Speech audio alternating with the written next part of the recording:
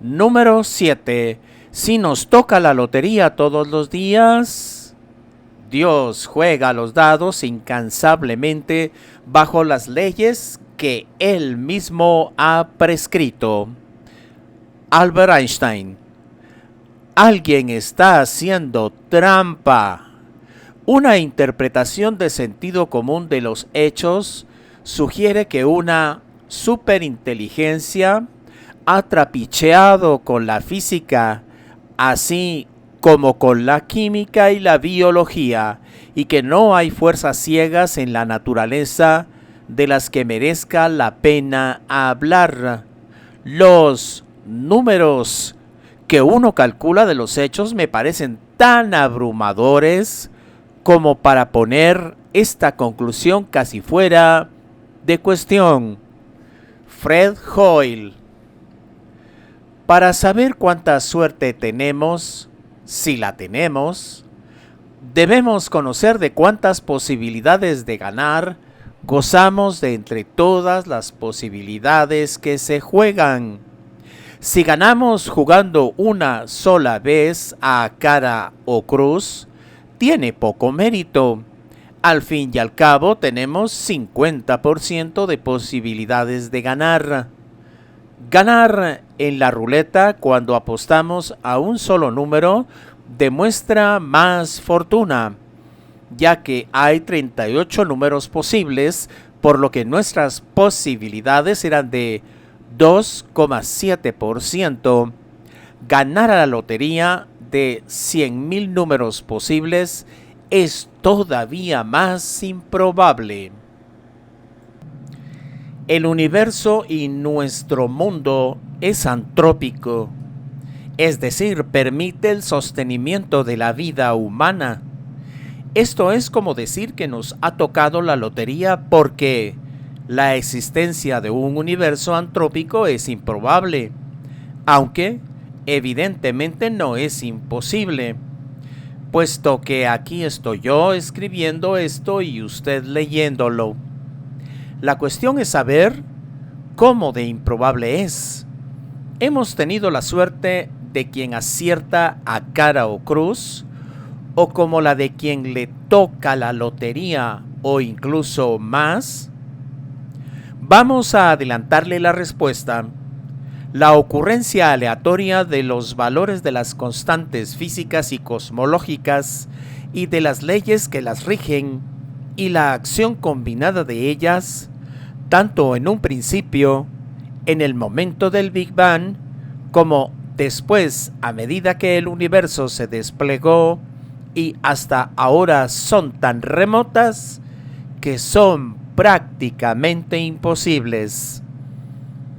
Dicho de otro modo, para que usted y yo estemos aquí, para que haya vida en la Tierra, no solo tenemos que haber ganado a la ruleta, sino que simultáneamente nos tiene que haber tocado la lotería, haber ganado a los dados y a las carreras de caballos, el bote de la Bonoloto y el premio principal de tantos juegos como ustedes puedan imaginar, y ello no solo una vez, en un primer momento, sino en cada uno de los instantes donde nos jugábamos la existencia. Yo me considero un hombre afortunado, pero tanta suerte me sugiere que alguien está haciendo trampa para que gane nuestro número de lotería. Después de todo, si Dios no existe, entonces Dios es con incalculable diferencia la mayor creación de la imaginación humana. Anthony Kenny.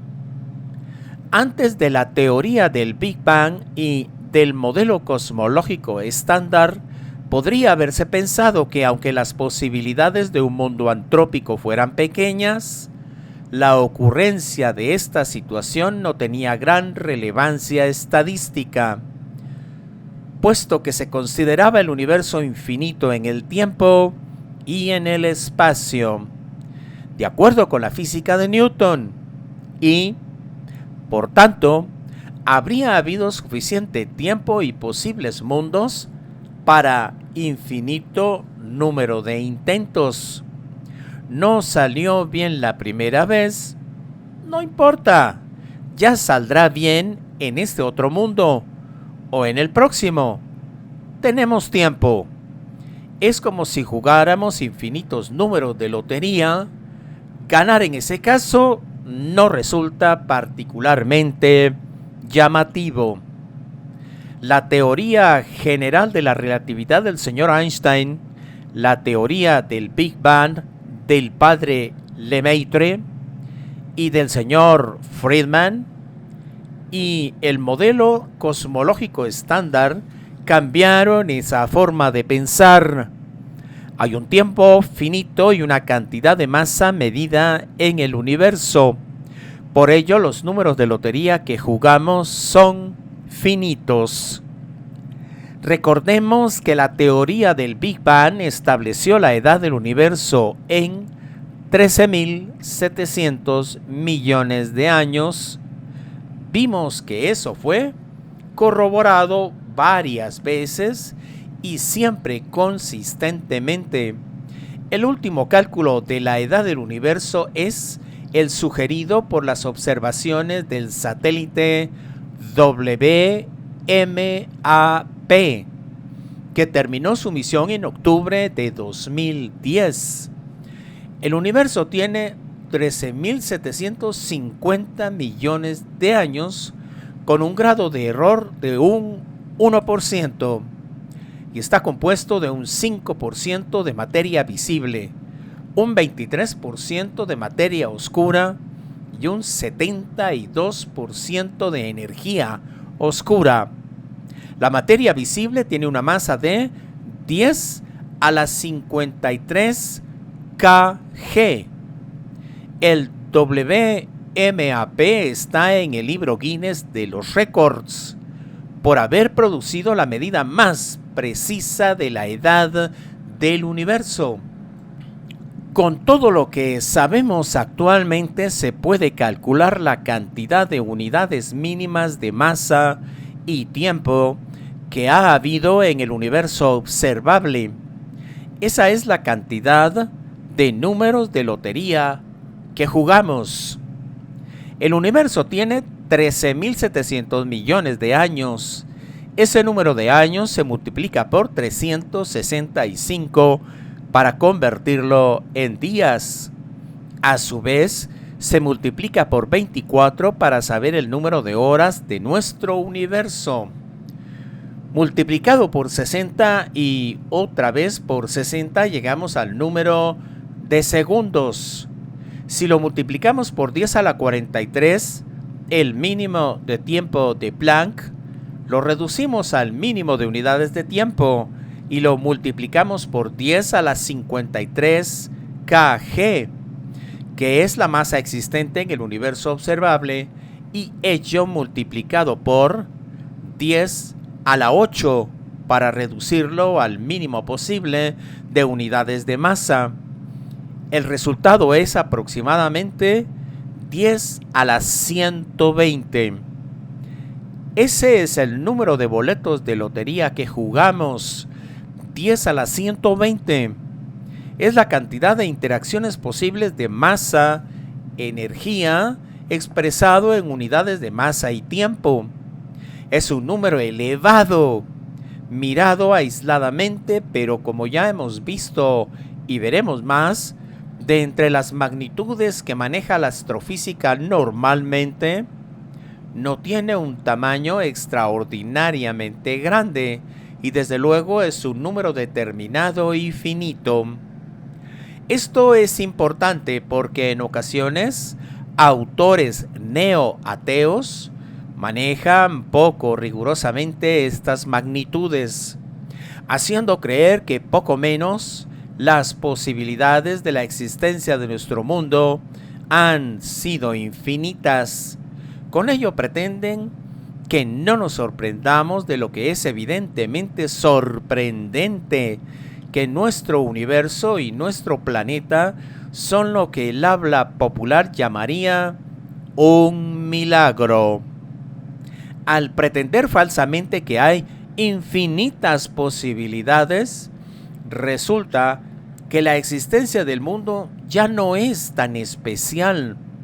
Eso es algo así como proporcionar una morfina intelectual que nos atonte y nos impida apreciar lo sorprendente de nuestra existencia.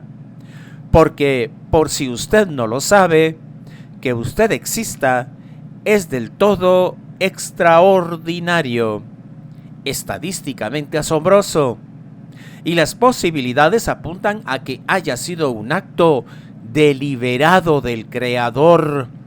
Cuando conocemos lo inconmensurablemente improbable de la existencia de un universo antrópico y que vivimos no en uno de los infinitamente posibles mundos, sino en el único mundo posible, llamémosle EUMP, y que además estadísticamente no tuvo que existir, es difícil eludir la conclusión de que existe una inteligencia que lo hizo posible. Todos los números que se juegan, la enormidad del diferencial entre los valores de las constantes universales que fueran no antrópicas y los valores que las hacen antrópicas puede compararse a un mono que fuera capaz de mecanografiar Hamlet por golpeteo aleatorio de las teclas de la máquina de escribir. No hace falta decirlo, pero se necesita fe para explicar esta ocurrencia por pura suerte. Robert Spitzer. Como dijimos antes, para que nuestro universo exista no solo es necesario que hayamos ganado jugando a la lotería, sino que cada vez que se apueste a cualquier juego, seamos siempre los ganadores, y ello para todos los juegos de azar que usted pueda imaginar. Otra forma de verlo es como una carrera de obstáculos o una serie de pruebas extremas en las que cada vez nos jugamos la existencia. Superada una prueba o varias que ocurren simultáneamente, pasamos a la siguiente, y a la siguiente, y a la siguiente, y a la siguiente, y a la siguiente, y a la siguiente. Durante estos últimos casi 14,000 millones de años, no superar con honores una sola de estas tentativas hubiera abocado nuestro universo al colapso o a impedir la existencia de la vida. Es como una película de aventuras en que el bueno siempre gana, sin importar cuáles sean los obstáculos y contra toda probabilidad. La buena noticia es que en la película de la creación, la raza humana somos los buenos. Nosotros lo vemos desde la perspectiva del hecho acaecido y reacción tan humana. No le damos importancia a la extrema improbabilidad de que eso haya ocurriera. La primera prueba, el primer examen que nuestro universo tuvo que superar para existir es tener una entropía fantásticamente baja después del Big Bang.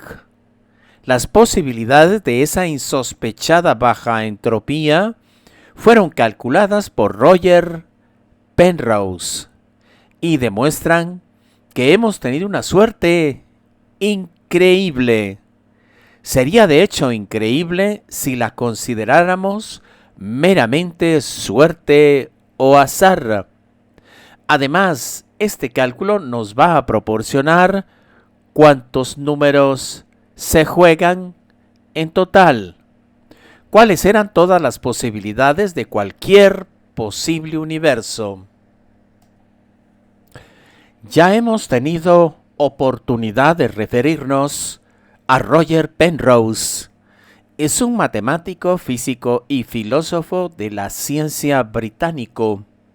Profesor de matemáticas en la Universidad de Oxford, obtuvo el Premio Nobel de Física en el año 2020.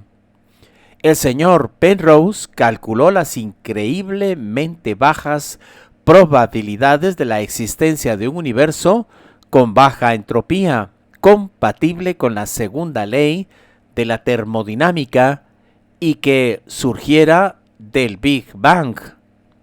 Esta baja entropía de nuestro universo es necesaria aún más, es esencial para poder gozar de un universo antrópico. Vamos a seguir sus cálculos e intentaremos hacerlos accesibles y las conclusiones inteligibles. Empecemos con una definición previa y necesaria. Espacio de fase o espacio fásico es un espacio en que se representan todos los estados posibles de un sistema y cada estado posible corresponde a un punto único en el espacio de fase. El espacio de fase es una partícula singular. Es un espacio de 6 dimensiones, 3 ejes para el momento, P1, P2 y P3, y 3 para la posición, X1, X2, X3.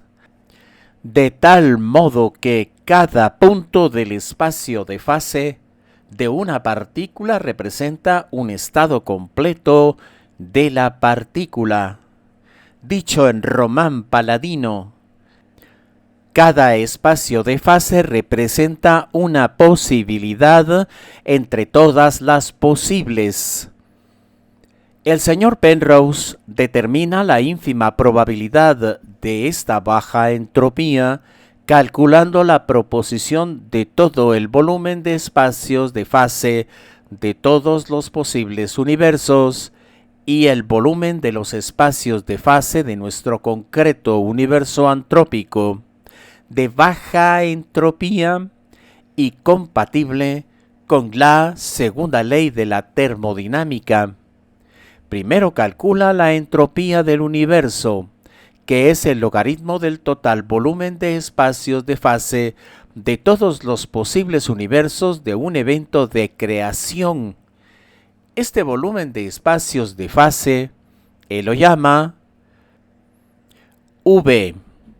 La entropía del universo es igual al número total de bariones del universo, que es 10 a la 80, multiplicado por la entropía del barión, 10 a la 43, lo que lleva a una entropía total de 10 a la 123. Como ese número es el logaritmo del volumen total de espacios de fase, entonces el volumen total de los espacios de fase de los posibles universos es el exponencial de 10 a la 123 o, dicho de otro modo, V igual 10 a la 10 a la 123. Después, el señor Penrose calcula el volumen de espacios de fase de nuestro concreto universo antrópico. A este volumen de espacios de fase él lo llama W. Para calcular la proporción entre el total del volumen de los espacios de fase calculado previamente, V, y el volumen de espacios de fase de nuestro concreto universo antrópico, de baja entropía y compatible con la segunda ley de la termodinámica, W.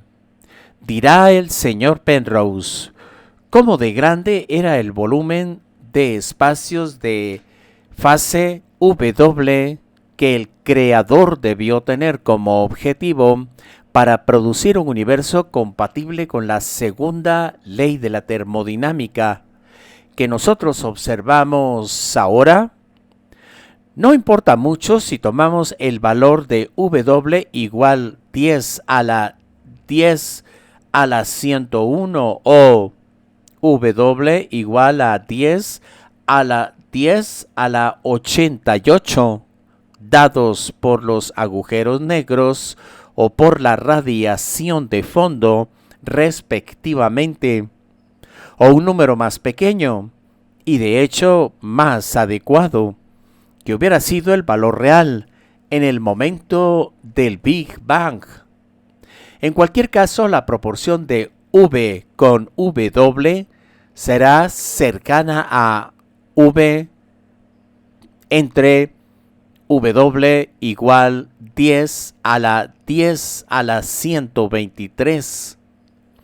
Esto nos dice cómo de precisa debió ser la puntería del Creador, concretamente una exactitud cercana a 1 entre 10 a la 10 a la 123 potencia. Ese número, 10 a la 10 a la 123, es difícil, imposible de entender y de computar. Imagínese todo el universo, miles de millones de planetas, trillones de kilómetros cuadrados de materia. Imagínese que se descompone toda en átomos. ¿Cuántos hay? Intente sumarlos e imaginar los quintillones de átomos y partículas elementales que hay en la adición de todos esos planetas, estrellas, etc. Lo cierto es que no puede imaginarlo ni usted ni nadie, y si le sirve de consuelo tampoco. Ordenador alguno puede aproximarse a cálculos de esa magnitud. Pues bien, aquel número 10 exponencial 10 a la 123 tiene considerablemente más ceros que la suma de todas esas partículas elementales de todo el universo. Es muchísimo más fácil que a usted le toque la lotería todos los días, durante toda su vida y en cada uno de los países donde se juega la lotería, a que haya habido un universo antrópico como el que hemos tenido la suerte de encontrarnos. Pero si conoce usted un poco la psicología humana, se dará cuenta de que si usted o cualquiera ganara en la lotería con tanta frecuencia, ello acabaría por no parecerle especial. Sin embargo, es excepcional. La realidad de los números nos dice que las posibilidades de nuestro universo de baja entropía y finalmente antrópico de entre todos los posibles universos que pudieron ser creados son increíblemente, enormemente, absurdamente, inmensamente, descomunalmente, colosalmente pequeñas, dicho por el señor Penrose, para que se produjera un universo que se pareciera a ese en el que nosotros vivimos. El creador tuvo que apuntar a un absurdamente pequeño volumen de espacios de fase de posibles universos, alrededor de 1 partido 10 a la 10 a la 123 del total volumen para la situación en consideración. Leyes y constantes. El delicado ajuste de precisión de las constantes necesario para que las diferentes ramas de la física se puedan ensamblar tan afortunadamente podría atribuirse a Dios. Es difícil resistir la impresión de que la presente estructura del universo, aparentemente tan sensible a menores alteraciones en los números, ha sido muy cuidadosamente pensada. La aparentemente milagrosa concurrencia de valores numéricos que la naturaleza ha asignado a las constantes fundamentales permanece como la evidencia más persuasiva de un elemento de diseño cósmico. Paul Davies. Joel Primack, un cosmólogo de la Universidad de California en Santa Cruz, planteó una interesante pregunta al profesor de física de la Universidad de Edimburgo, Neil Turok. ¿Qué es lo que hace que los electrones sigan las leyes? Es una pregunta interesante porque las leyes y las constantes físicas no son lógicas, no son deducibles, no tienen ninguna razón forzosa para ser como son. Esto plantea un profundo problema a los ateos naturalistas, ya que las propias leyes de la naturaleza no son racionales, no se infieren, sino que en su mayor parte se observan. Están ahí como piezas de un mosaico gigantesco que alguien ha construido y cuyas teselas vamos descubriendo y observando y no parecen tener otra razón para su existencia que la voluntad de quien las dejó allí. Cuanto más examino el universo y los detalles de su arquitectura, encuentro más y más evidencia de que el universo sabía de alguna manera que íbamos a venir, y no veo otra explicación posible que la voluntad de un creador. Así lo explicó Freeman Dyson, físico teórico y matemático, profesor en Princeton y frecuentemente nominado al Premio Nobel. Volvamos a decirlo de otra manera, para asegurarnos de que comprendemos toda la profundidad de esta realidad tantas veces obviada por los escépticos. Las constantes, las leyes y las ecuaciones físicas no son necesarias, no son axiomáticas. Describen lo que se ha descubierto empíricamente, las interacciones entre energía, espacio, tiempo en el universo. De ahí que las leyes de la física, a diferencia de las matemáticas o las de la lógica, pudieran ser distintas de las que son. Considero la comprensibilidad del mundo hasta el punto en que podemos comprenderlo, un milagro o un misterio eterno. A priori deberíamos esperar un mundo caótico que no pudiera ser entendido por nuestro intelecto. Uno podría esperar que el mundo estuviera sujeto a leyes solo hasta el punto en que nosotros lo ordenemos con nuestra inteligencia.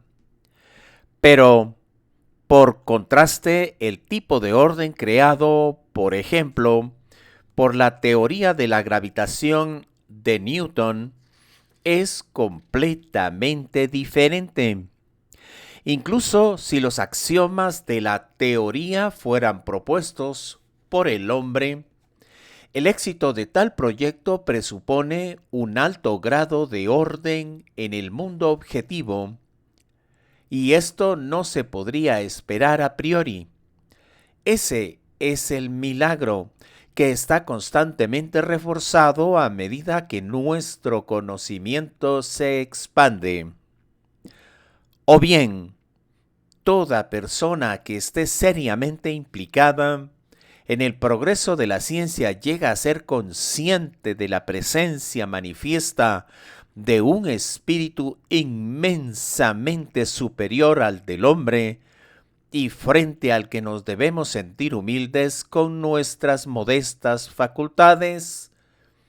O bien, mi religión consiste en una humilde admiración hacia el espíritu superior y sin límites que se revela en los más pequeños detalles que podemos percibir con nuestros espíritus débiles y frágiles. Esta profunda convicción sentimental de la presencia de una razón poderosa y superior que se revela en el universo incomprensible, esta es mi idea de Dios. Todas las citas anteriores por Albert Einstein. Citamos al señor Einstein porque su figura se ha convertido en icónica más allá de su evidente genio, y porque una parte de los neo-ateos ha intentado apropiarse de su legado de forma inescrupulosa y deshonesta, pretendiendo hacerle aparecer como el ateo que nunca fue.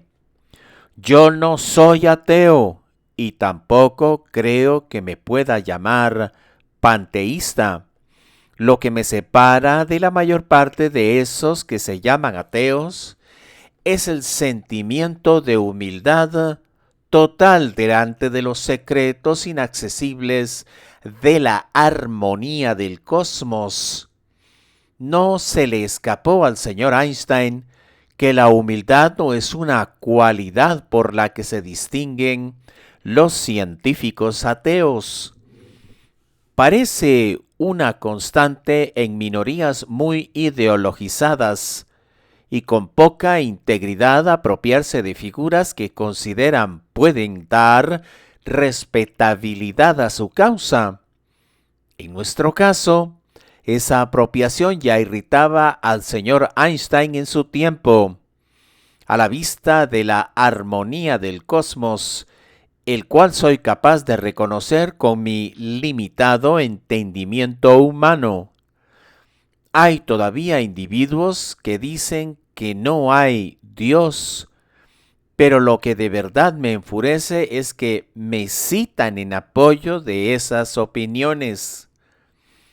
Pero la vertiente positiva de esa manipulación es que nosotros, y ahora nos ofrece una prueba más, si la hubiéramos necesitado, de que los neoateos harían cualquier cosa con tal de avanzar sus ideas que sostienen con arrogante indiferencia de la realidad.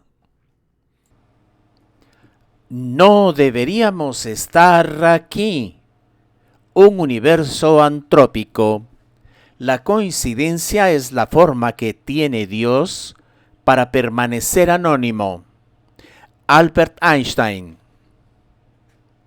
Se necesita mucha fe para creer en el azar como responsable de la creación.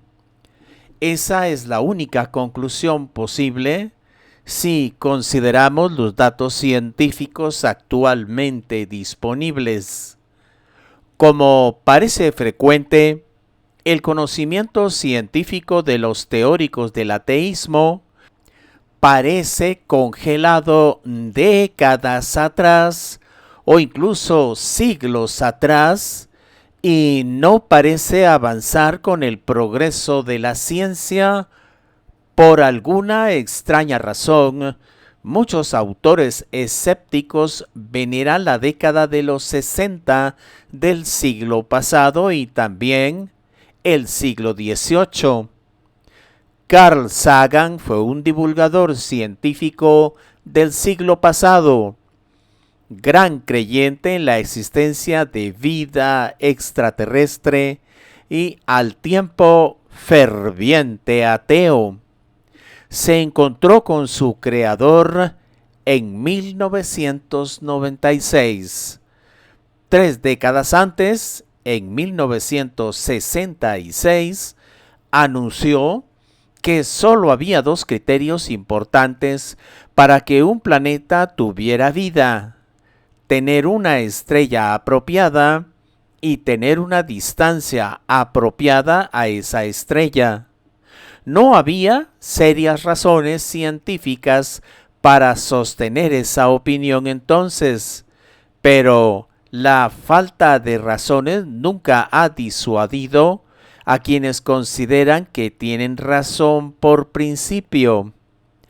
En cualquier caso, con el paso de los años, el progreso de la ciencia y el mayor conocimiento de nuestro universo ha establecido que hay más de 200 parámetros que son necesarios para que cualquier planeta sea susceptible de albergar vida.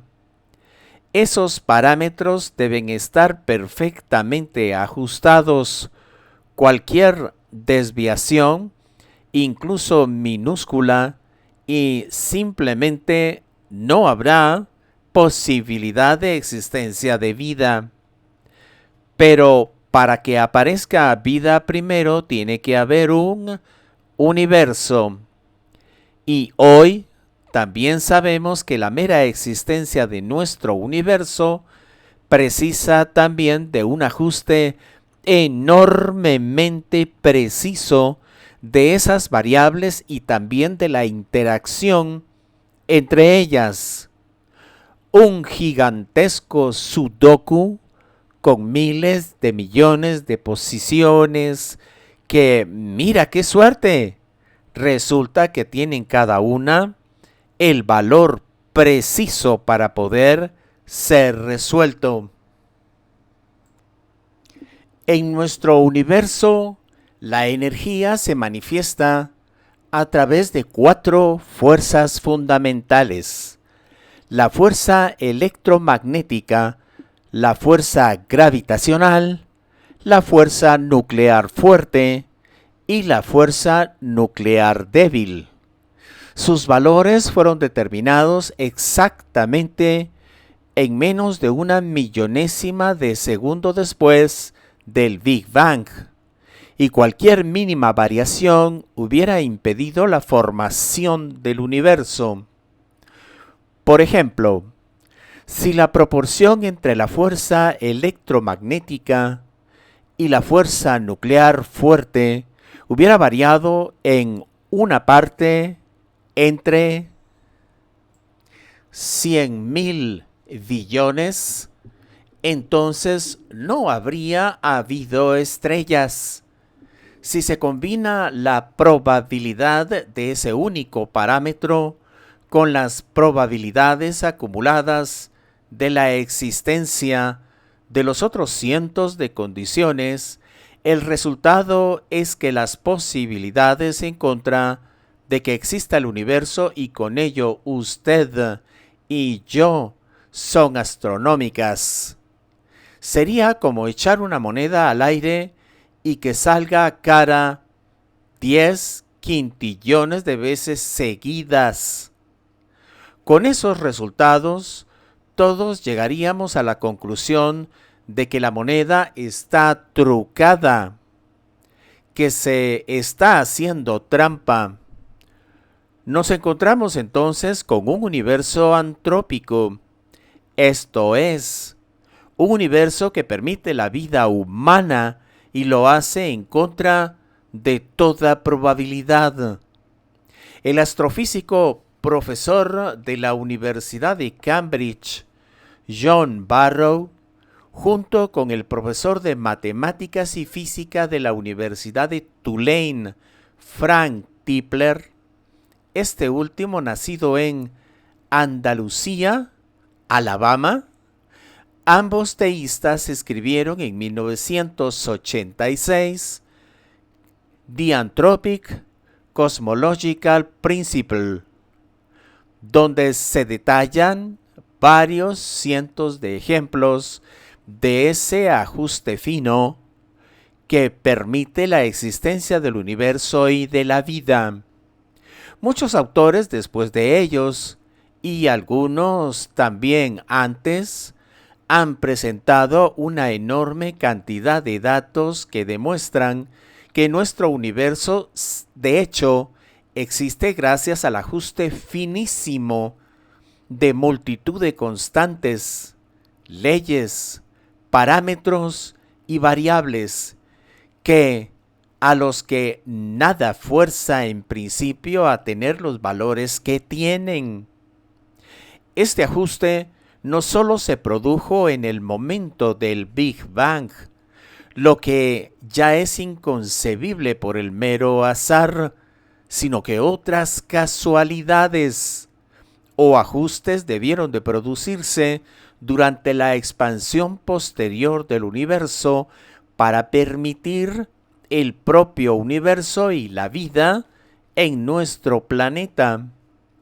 ¿Alguna vez científicos ateos han intentado desacreditar la prueba de que el universo antrópico necesariamente apunta a la existencia de Dios con el argumento de que, puesto que el hombre existe, ello implica necesariamente ese universo antrópico y, por tanto, no hay nada de especial en ello? Pretenden que es una tautología. Algo así como decir que un universo antrópico no prueba nada porque si no existiera, nosotros, que somos los observadores de ese universo, tampoco existiríamos. Esta forma de pensar revela que una educación científica no impide ser incompetente en lógica. En realidad, el hecho de que el ser humano necesite para su existencia que las constantes físicas sean las que son y que las leyes físicas se comporten como se comportan, no explica que esas realidades existan precisamente así. Si alguien piensa que por el hecho de tener necesidades, ellas deben obligatoriamente ser satisfechas, lo que debe hacer es madurar. Y si alguien considera que cualquier realidad que exista no deba sorprendernos solo porque exista, no debería levantarse de la cama. Pero, ¿por qué es constante? Me es tan difícil de entender al científico que no reconoce la presencia de una racionalidad superior detrás de la existencia del universo, como me sería difícil de entender el teólogo que negara los avances de la ciencia. Wernher von Braun. Las constantes físicas son para muchos científicos como el papel pintado de las paredes. Llevan mucho tiempo enseñando sus colores y ya pasan desapercibidos. Sin embargo, cualquiera que no haya perdido completamente su capacidad de asombro se maravillaría de su mera existencia. Observar y medir las constantes físicas nos lleva a preguntarnos ¿cómo es que existen? ¿Por qué son constantes? ¿Por qué tienen precisamente esas magnitudes? ¿Y qué pasaría si no existieran o tuvieran valores distintos? Por ejemplo, si tomamos la velocidad de la luz, sabemos que la luz se desplaza a esa velocidad de forma constante. Pero, ¿por qué? Nada impide imaginar que la velocidad de la luz fuera variable y tuviera magnitudes distintas en diferentes circunstancias. Y tampoco es imposible imaginar en abstracto que esa velocidad fuera una décima parte de su valor o 1.000.000 de veces mayor. Cualquiera de esas circunstancias haría que usted no estuviera leyendo esto ahora y que yo no lo hubiera escrito. Sabiendo eso, la sabiduría pagana adoraría a la luz. La teísta lo hace con quien la creó, constante y precisa. El Premio Nobel de Física norteamericano Richard Feynman, uno de los padres de la electrodinámica cuántica, dijo, refiriéndose a la constante electromagnética de estructura fina, algo que podría predicarse de cualquiera de las constantes físicas: la pregunta más profunda y bella está asociada con la constante. Inmediatamente querría saber de dónde viene este número. ¿Está relacionado con pi o quizá con la base de los logaritmos naturales? Nadie lo sabe. Es uno de los condenados mayores misterios de la física. Un número mágico que nos llega sin la comprensión de los humanos. ¿Podrías decir que la mano de Dios escribió ese número y que no sabemos cómo Él utilizó su lápiz?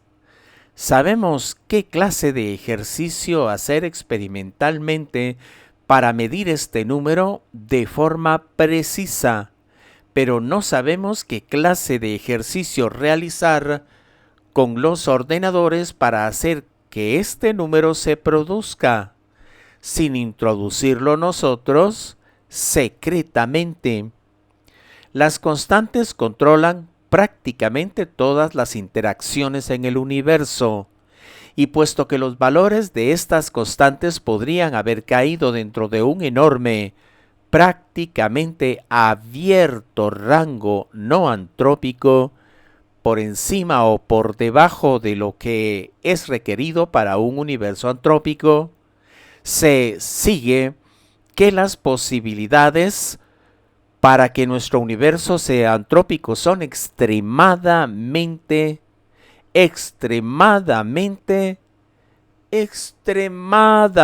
remotas. Algunas de esas constantes que son las que son, pero podrían no ser así. A. Constantes de espacio y tiempo.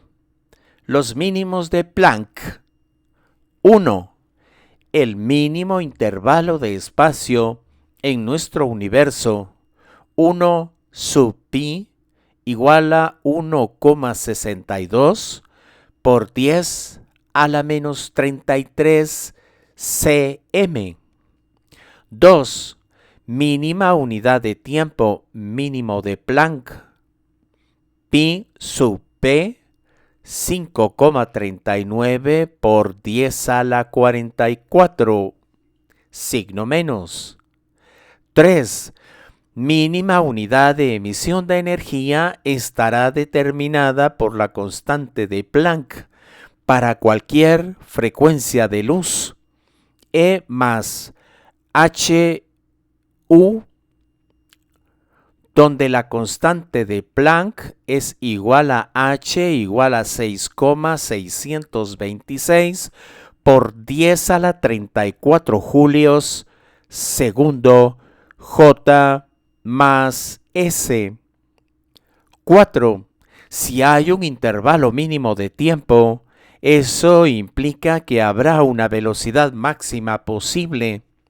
La velocidad se define por la cantidad de espacio recorrido por unidad de tiempo. V igual a R partido a T. Cuanto menos el tiempo, mayor la velocidad, por lo que la existencia de un mínimo de tiempo, un límite que no se puede disminuir, predice la velocidad máxima posible, porque no hay distancia, por pequeña que sea, que pueda ser atravesada en menos que el mínimo de tiempo. Esta velocidad máxima resulta ser la invariable velocidad de la luz. C igual a 300.000 kilómetros por segundo. B. Constantes de energía. Ya hemos hablado de las 4 fuerzas fundamentales: la fuerza electromagnética, la fuerza gravitacional, la fuerza nuclear fuerte y la fuerza nuclear débil. Sus valores son constantes, pero no existe ninguna razón a priori para ello, como indica Walter Bradley. El valor absoluto de la constante nuclear fuerte no está prescrita por ninguna teoría física, pero ciertamente es un requerimiento crítico para tener un universo que sea apropiado para la vida. 5. Constante de atracción gravitacional. G igual a 6,6743 por 10 a la menos 11. 6. Constante de acoplamiento de la fuerza débil. G sub W igual 1,43 por 10 a la menos 62. 7. Constante de acoplamiento de la fuerza nuclear fuerte. G igual 15. La fuerza electromagnética es la fuerza ejercida sobre partículas cargadas móviles. Como está constituida por protones y electrones identificados, tiene 3 constantes que se refieren a sus masas y sus cargas. Los protones y los electrones en reposo tienen masas distintas y sus cargas son opuestas entre sí. Pero, sin embargo, estas cargas tienen la misma magnitud, lo que ya de por sí es una interesante casualidad. 8. Masa de un protón en reposo. M sub P igual 1,6749286 por 10 a la menos 27 kg. 9. Masa de un electrón en reposo. M sub E igual 1,91093897 por 10 a la menos 31 kg. 10. Carga elemental unitaria del protón o electrón. E igual a 1,602 por 10 a la menos 19 coulombios. C. La relación de masa de un protón y un electrón determina las características de las órbitas de los electrones alrededor de los núcleos. Un protón tiene 1836 veces más masa que el electrón. Si esta proporción fuera ligeramente mayor o menor, no se formarían moléculas y la vida no sería posible. 11. Otra constante presente en el universo constituido por energía, espacio y tiempo es la de la masa mínima. En nuestro universo, esta característica llamada masa en reposo está en función de la gravedad y es convertible en energía a través de la constante de la máxima velocidad, c al cuadrado, E igual a mc al cuadrado. La mínima masa del universo es He diagonal G mayúscula elevado 1/2 igual 2,18 por 10 a la menos 8 kg. 12. En el universo hay un total de energía y un total de masa relacionada con ella. En el universo observable, este total es de 10 a la 53 kg. Nuestro universo también está determinado por otras constantes que interactúan con las anteriores. 13. La constante de Boltzmann. K igual a 1,380649 por 10 a la menos 23, J diagonal K. 14. Constante de Hubble-Lemaitre.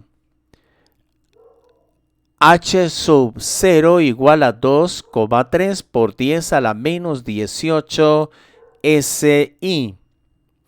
15. Constante cosmológica que fija la curvatura inicial del universo. A igual 1,1056 por 10 a la menos 52 SI. 16.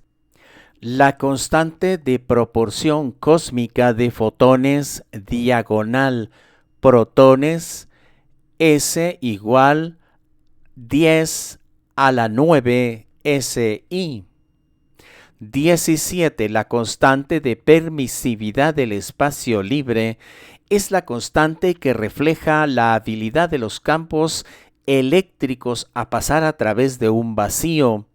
Su valor es E igual 8,854 por 10 a la menos 12 F diagonal M. 18.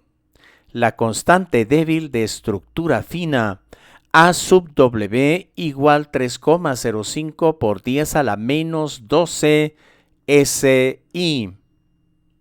19. La constante gravitacional de estructura fina A sub G igual 5,90 por 10 a la menos 39 SI. 20. La constante electromagnética de estructura fina caracteriza la fuerza de interacción electromagnética.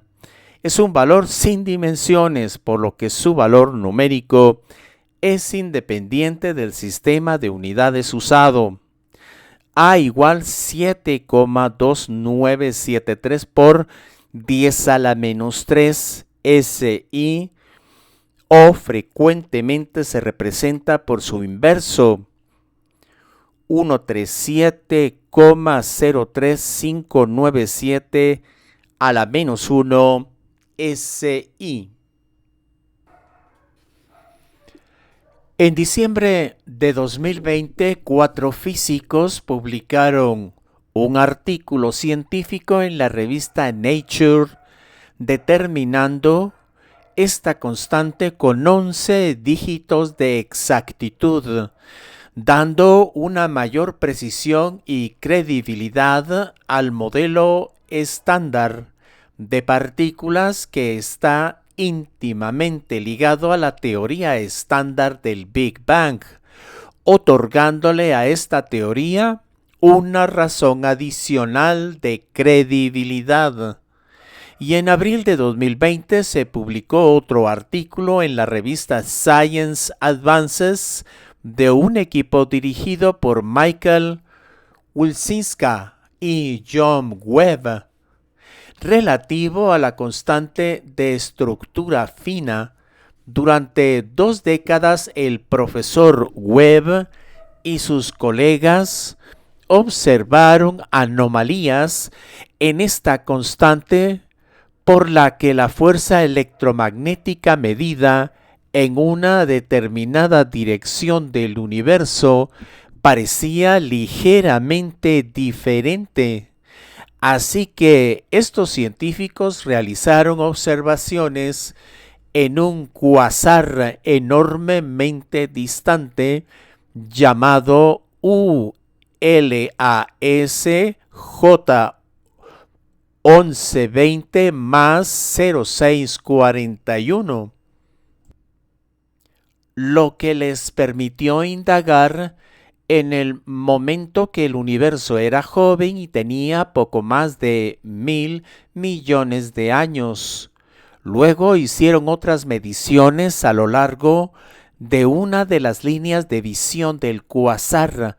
El resultado de las mediciones parece apoyar la idea de que hay una direccionalidad en el universo y en lo que se creía que era una aleatoria distribución arbitraria de galaxias, cuásares, agujeros negros, estrellas, nubes de gas y planetas, de pronto parece que el universo tiene el equivalente a un norte y un sur, y sus observaciones confirman que las leyes de la naturaleza parecen perfectamente afinadas para establecer las condiciones para que la vida florezca. La potencia de la fuerza electromagnética es una de esas cantidades, y concluye que si en el valor que medimos en la Tierra hubiera variado en apenas un pequeño porcentaje, la evolución química del universo sería completamente distinta y la vida podría no haber existido nunca. Volvamos a repetirlo. Para evitar que los árboles nos impidan ver el bosque, los valores de esas constantes tenían que ser los que son y no otros, para permitir que usted y yo existamos, pero no hay razón alguna para que esas constantes tengan los valores que tienen, y de hecho los valores que podría haber tomado y evitado el universo antrópico son extremada, enorme, sumamente mayores. De ello se concluye que las posibilidades en contra de un universo antrópico son inmensas, más bien inconmensurables. En conclusión, es extraordinaria y desmedidamente improbable que un universo antrópico haya ocurrido por puro azar. Si alguien cree en ello, también debería creer en el ratoncito Pérez, puesto que hay más posibilidades de la existencia de este último que de aquellas coincidencias. Incluso un físico ateo como Stephen Hawking tuvo que admitir que las leyes de la ciencia tal y como las conocemos en el momento presente contienen muchos números fundamentales, como el tamaño de la carga del electrón o la relación de las masas del protón y del electrón. Y el hecho extraordinario es que los valores de esos números parecen haber sido ajustados con precisión para hacer posible el desarrollo de la vida. 9 ejemplos. Cuando te das cuenta de que las leyes de la naturaleza han tenido que estar increíblemente afinadas para producir el universo que vemos, surge la idea de que el universo no ocurrió simplemente, sino que debe haber un propósito detrás de ello. John Polkinghorne. Como ya hemos mencionado, hay cientos de ejemplos que demuestran un ajuste preciso, lo que se suele llamar ajuste fino, entre constantes, y las coincidencias de las variables físicas son argumentos poderosos en favor de la existencia de Dios, pero la explicación y presentación puede hacerse innecesariamente farragosa para el no versado en ciencias físicas y matemáticas, y también para el versado. Por ello vamos a profundizar con 9 ejemplos de las relaciones de aquellas constantes que adoptan justo el valor preciso necesario para la existencia de nuestro universo. Un primer ejemplo se refiere a la relación entre la constante gravitacional G mayúscula, la fuerza nuclear débil G minúscula sub W y la constante cosmológica A. El profesor Paul Davies explica que si G o G minúscula sub W fueran diferentes de sus valores presentes en una sola parte entre 10 a la 50, el balance preciso A estaría alterado y la estructura del universo sería drásticamente modificada, es decir, que los valores de G mayúscula y de G minúscula sub W y su relación con A están precisamente dentro del estrechísimo rango que permite un universo antrópico, una suerte para nosotros. Una segunda instancia alude a la fuerza nuclear fuerte. Brandon Carter es un físico teórico australiano a quien se atribuye haber usado por primera vez el término principio antrópico. Él calculó que una reducción del 2% en la fuerza nuclear fuerte haría imposible la formación de elementos más pesados que el hidrógeno. Por otro lado, si la fuerza nuclear fuerte fuera solo un 2% mayor de lo que es, entonces todo el hidrógeno habría sido convertido en helio y elementos pesados desde el principio, dejando al universo sin agua y sin combustible a largo plazo para las estrellas.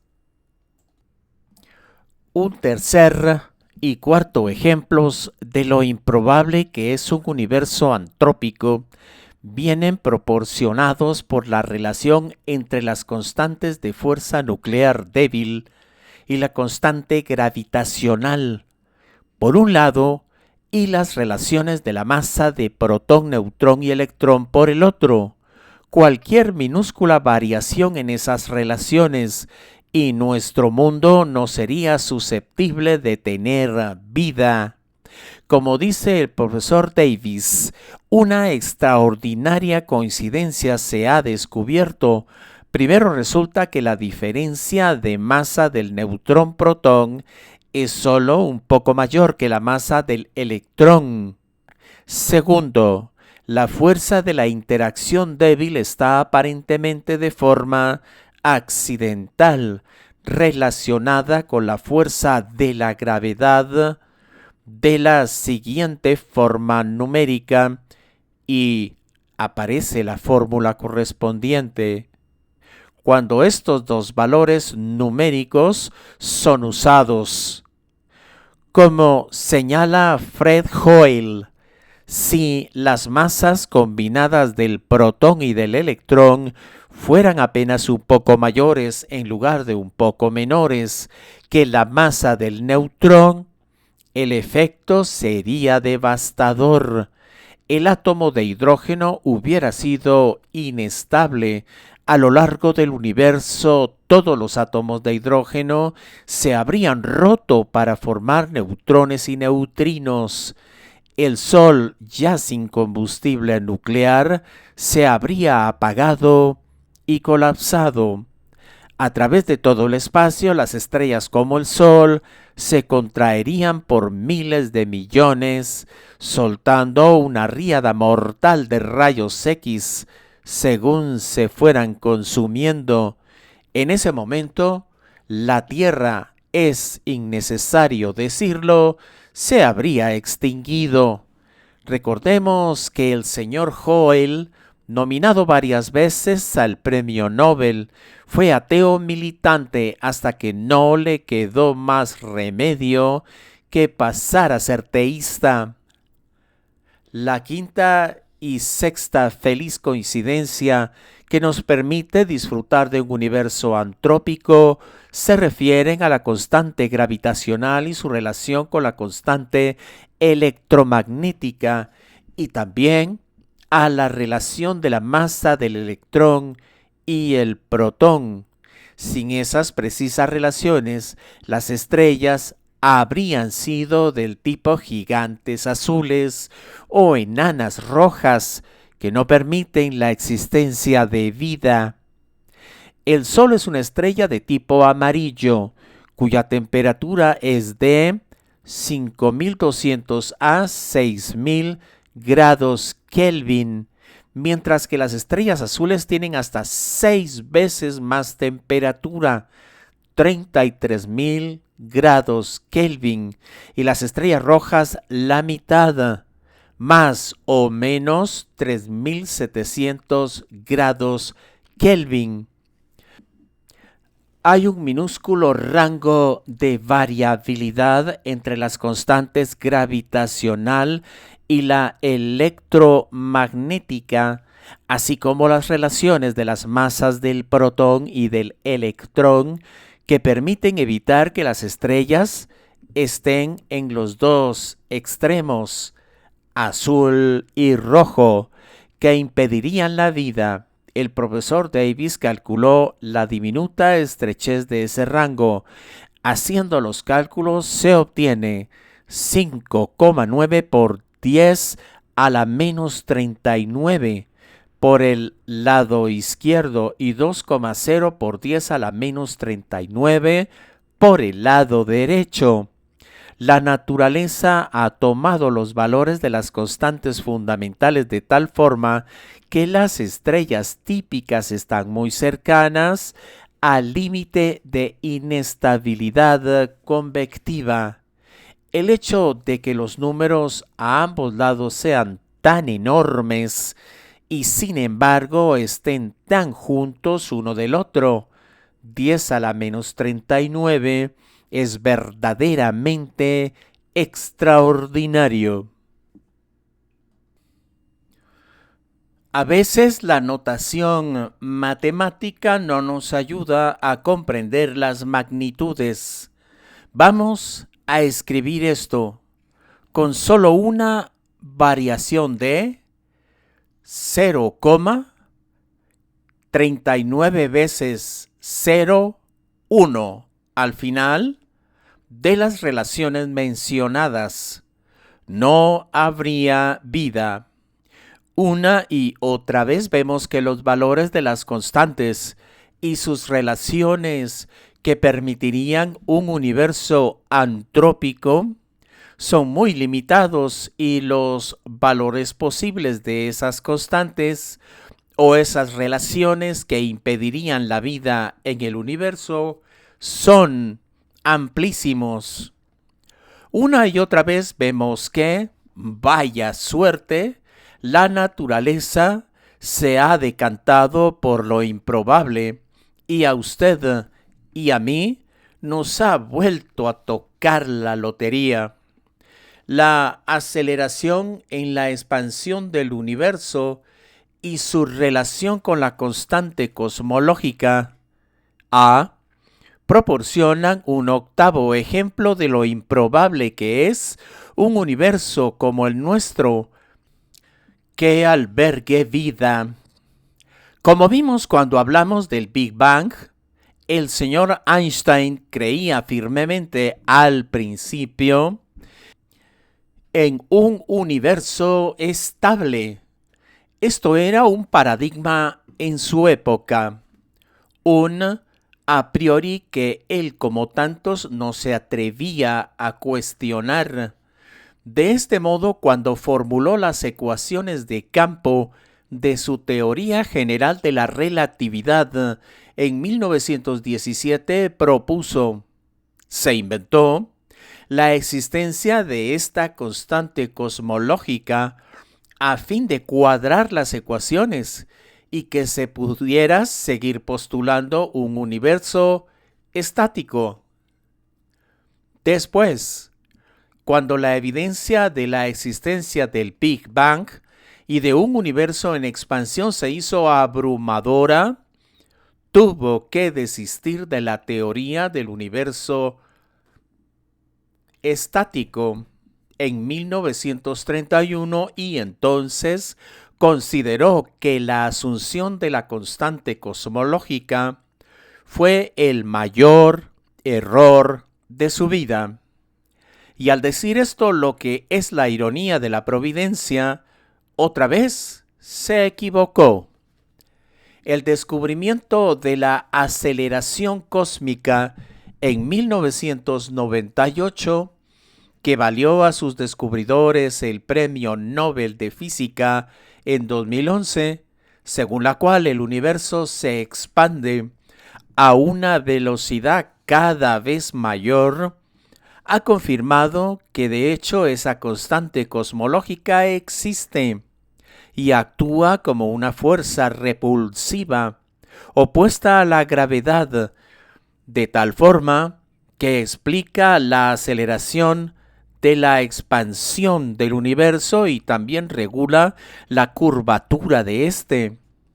Su mera existencia es un misterio que reta el materialismo ateo, ya que no parece tener explicación materialista. El profesor ruso norteamericano Alexander Vilenkin, director del Instituto de Cosmología de la Universidad de Tufts, dirá: el problema de la constante cosmológica es uno de los misterios más fascinantes a los que la física teórica se enfrenta actualmente. Y Brian Greene, profesor de física teórica de la Universidad de Cornell: el misterio aparece cuando la intentamos explicar. La constante cosmológica. Nos gustaría que ese número emergiera de las leyes de la física, pero hasta ahora no ha habido nadie que haya encontrado la forma de hacerlo. Pero es que, además, su existencia, su valor formidablemente pequeño, representa una prueba de un universo creado especialmente para nosotros. ¿Cómo es de pequeño? Añada al cero otros 122 ceros antes de tener una cifra positiva. Esta cifra, después de estos ceros, es 138. En 2011, el profesor de física teórica de Stanford, Leonard Susskind, lo explicó de esta forma: la mayor parte de las constantes están ajustadas al 1% más o menos, es decir, que si las cambiamos un 1%, todo va mal. Y algunos físicos podrían decir que quizá esas son así por suerte. Pero por otro lado, esta constante cosmológica está calibrada a una parte entre 10 elevado a la 120. Hay 120 decimales. Nadie piensa que eso sea accidental. No es una idea razonable que algo esté afinado a nivel de 120 decimales por accidente. Este es un ejemplo más extremo de ajuste de precisión. Ninguna fuerza del universo se ha descubierto jamás que esté tan calibrada. La expansión del universo, dependiente de la constante cosmológica, está afinada en una parte entre un billón de billón de billón de billón de billón de billón de billón de billón de billón de billones. Esa aceleración de la expansión del universo no comenzó en el Big Bang, sino después, cuando nuestro universo ya había sobrepasado con creces la mitad de su talla actual. Si esa aceleración hubiera tenido un mínimo desajuste en cualquiera de los billones de posibilidades que hemos descrito, entonces el universo sería un lugar imposible para la vida. La octava casualidad que comentamos aquí, entre otras muchas posibles, se refiere a la constante de fuerza nuclear débil y su relación con el átomo de carbono. Empecemos por el principio. Las supernovas son explosiones de estrellas masivas que colapsan y desaparecen. Estas explosiones son enormemente potentes y luminosas, tanto que su luminosidad, hasta que se disipa después de semanas o meses, es comparable al de una galaxia entera. Una cantidad de energía como la producida por las supernovas es la necesaria para la formación del carbono y también para la producción de los átomos de hierro y de uranio. Sin las supernovas que existieron antes de que se formara el sistema solar, no tendríamos carbono en nuestros cuerpos ni en ningún viviente, ni existirían planetas como la Tierra. Pues bien, como el profesor Davis explica, si la fuerza nuclear débil hubiera variado solo un poco, las supernovas no habrían ocurrido y no hubiera existido el carbono necesario para la existencia de vida. Si la interacción de la fuerza nuclear débil hubiera sido más débil, los neutrinos no habrían podido ejercer la suficiente presión en la capa superior de la estrella como para causar la explosión de la supernova. Por otro lado, si hubiera sido más fuerte, los neutrinos habrían quedado atrapados en el núcleo, quedando impotentes. En cualquier caso, la organización química del universo hubiera sido muy diferente. Y, finalmente, un noveno ejemplo de universo antrópico improbable viene dado por la resonancia del núcleo del átomo de carbono. Demos un paso atrás.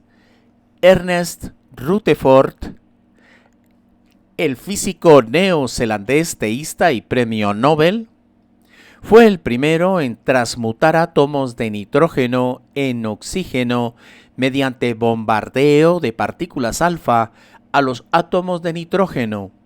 Esa fue la primera observación de una reacción atómica en la cual las partículas de un átomo se descomponen y se transforman en el núcleo de otro átomo distinto. Imaginen que un núcleo atómico X está afectado o bombardeado por partículas A.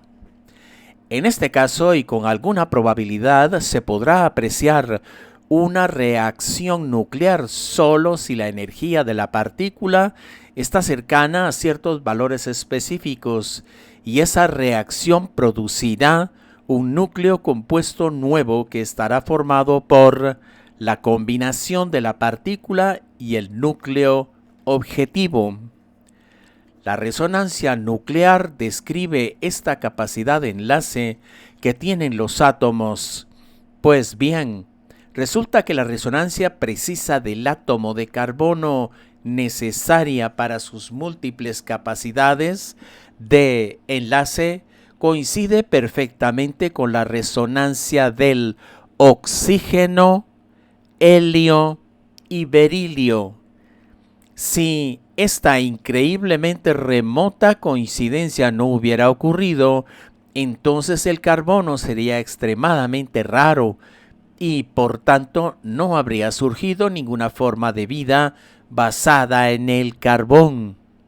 Esta sorprendente e improbable, esta precisa resonancia del átomo de carbono, que ello fue lo que convenció a Fred Hoyle a dejar su fe atea y convencerse de la existencia de un intelecto supercalculador.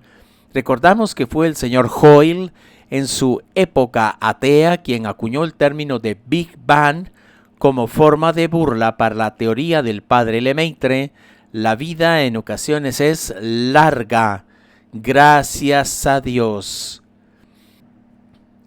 Owen Gingerich es profesor emérito de astronomía de la Universidad de Harvard, miembro de la Academia Americana de Artes y Ciencias y astrónomo senior del Observatorio Astrofísico Smithsonian y presidente de la Unión Astronómica Internacional.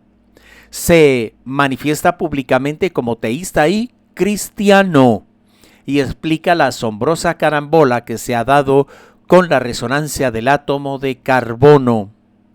Las resonancias específicas de los núcleos atómicos son algo como una onda de sonido que puede hacer añicos un cristal a una frecuencia precisa, excepto que en este caso la energía habilita a las partes a permanecer juntas en lugar de separarse. En el átomo de carbón, la resonancia resulta que cuadra precisamente con la energía combinada del átomo de berilio, colisionando contra el núcleo de helio. Sin que esto fuera así, habría relativamente pocos átomos de carbono.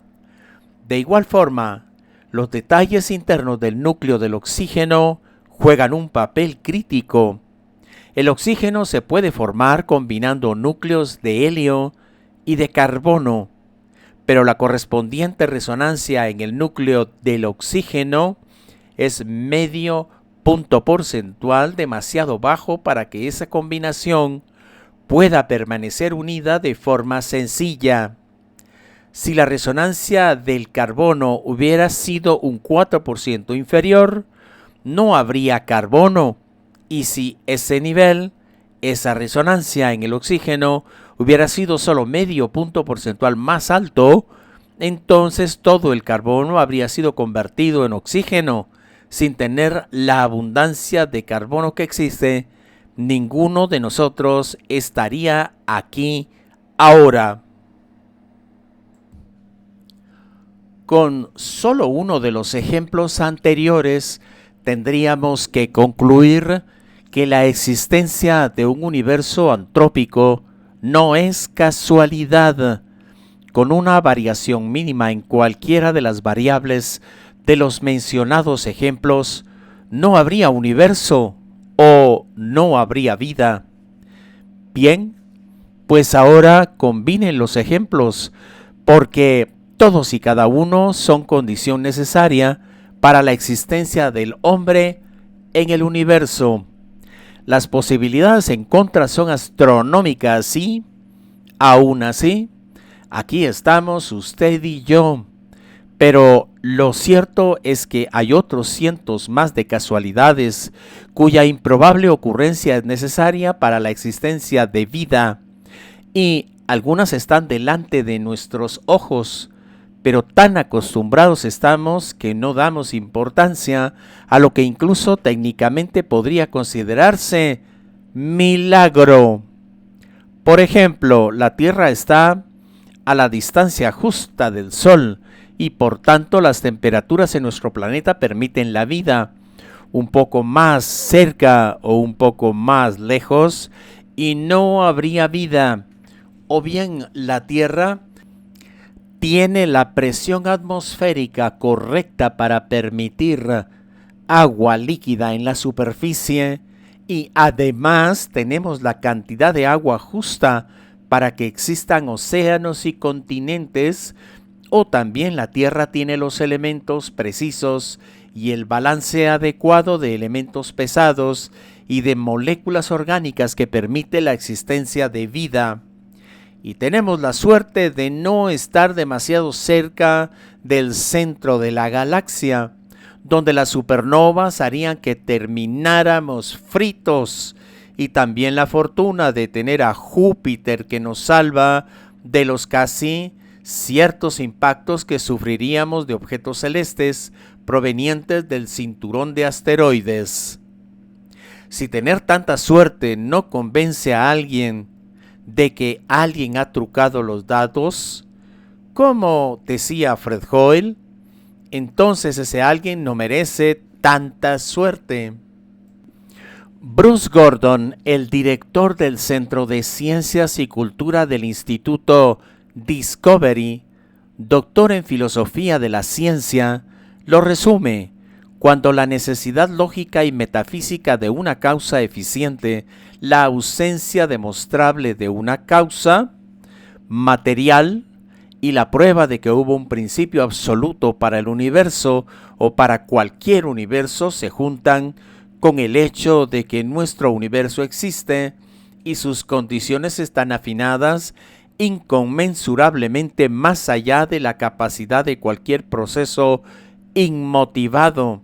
La evidencia científica apunta inexorablemente hacia un agente inteligente y trascendente como la explicación más verosímil, o más bien como la única explicación razonable.